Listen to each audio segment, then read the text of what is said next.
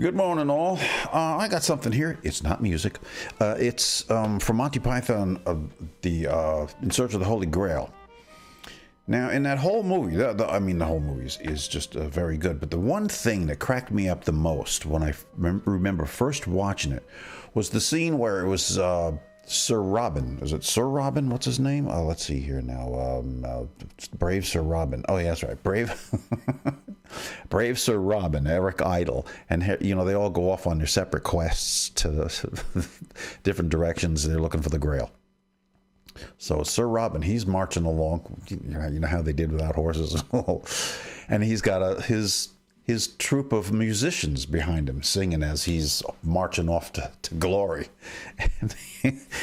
And when I first heard it, and you start paying attention to the lyrics, and the lyrics are so great because, the guy is saying, that he's just going to get killed. There's no doubt about it. He's going off to a certain death.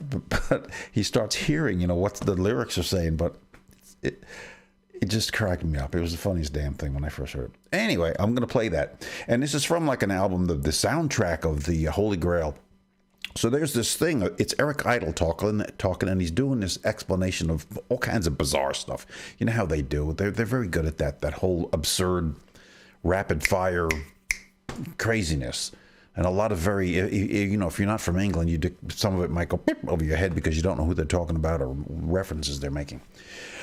And I wasn't going to play that. I was going to cut that out and just go right straight into Brave Sir Robin. But I'm going to play it anyway. Just because it's insane. Besides, it makes the video longer, and why not?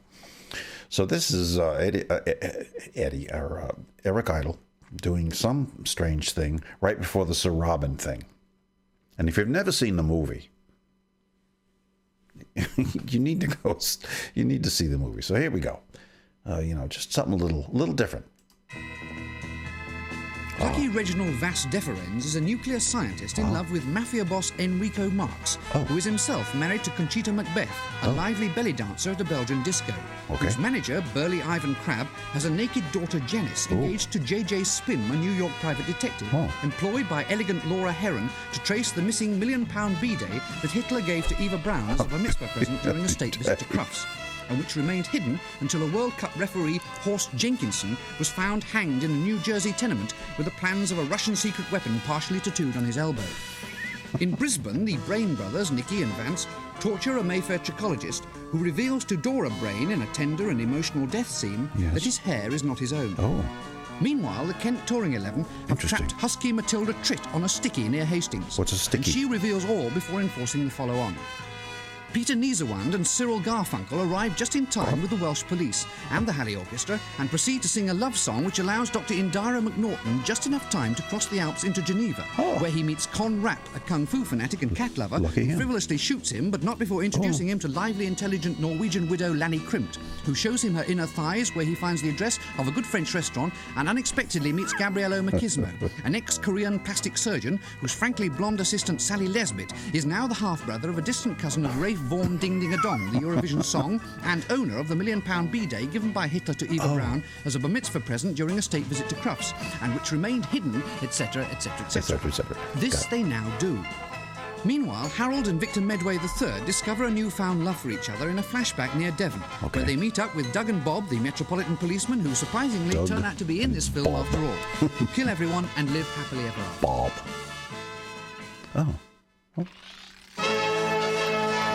Oh, here we are. Brave Sir Robin. Of Sir Robin. Indeed. So each of the knights went their separate ways. Correct. Sir Robin rode north through the dark forest of Ewing, accompanied by his favourite minstrel. The minstrel, yes. Bravely bold Sir Robin rode forth from Camelot. He was not afraid to die, oh brave Sir Robin. He was not at all afraid to be killed in nasty ways.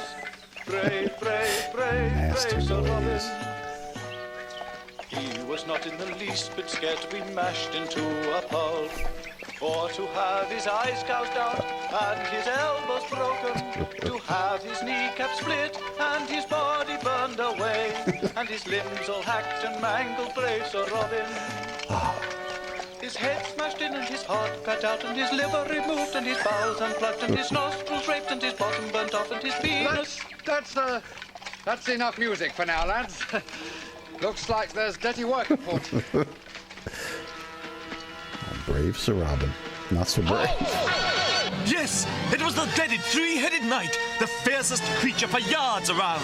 For second after second, Robin held his own, but the onslaught proved too much for the brave knight. See, this isn't in the movie. Was his armor damp when Robin suddenly, dramatically changed his tactics.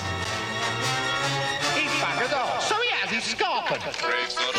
Oh, okay. Now we're back to the movie. I didn't. When danger reared its ugly head, he bravely turned his tail and fled. Brave Sir Robin turned about. I didn't. I never did. Just cracked me up.